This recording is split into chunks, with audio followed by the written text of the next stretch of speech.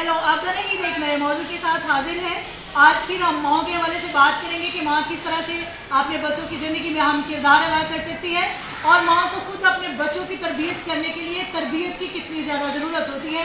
तो आज मैं आपके सामने तारुफ करवा रही हूँ एक ऐसी अजीम खातून का जिसको जानकर आप खुश भी हो जाएंगे और आपको दिलेरी भी मिलेगी और आपकी हिम्मत अफजाई भी होगी कि आप माँ ने अपने बच्चों की ज़िंदगी में किस तरह से अहम किरदार अदा करना है। जी हाँ, मैं आपको बताने जा रही हूँ हज़रत मूसा की माँ के मुतालिक उस माँ का क्या किरदार था।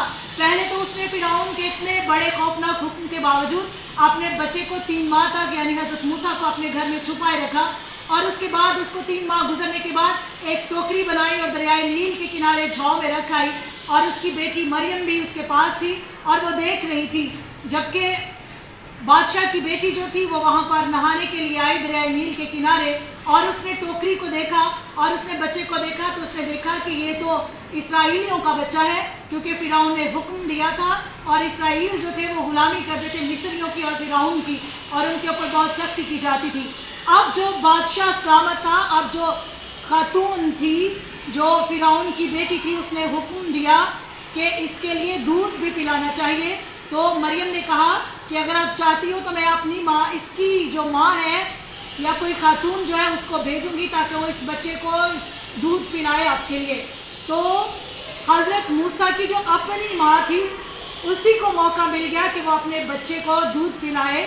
मरियम अपनी ही माँ को लेके गई और उसने अपने बच्चे को दूध पिलाया और उस दूध पिलाने के दौरान, उसको पालने पोसने के दौरान उस माँ ने अपने बेटे की ऐसी तरबियत कर दी कि 40 साल फिरौन के महल में रहने के बावजूद, 40 साल फिरौन के महल में होते हुए मिस्र के तमाम अलूम हासिल करने के बावजूद उस बच्चे के ऊपर अपनी माँ की तरबियत का ज़्यादा असर हुआ और उसने पहचान लिया कि मैं कौन हूँ। और बाद में यही मूसा जो था वो उसी फिरौन बादशाह के सामने जा खड़ा हुआ और उसने उनसे कहा कि बनी इस्राइल कौम को जाने दे। ये मैंने आपको क्यों बताया?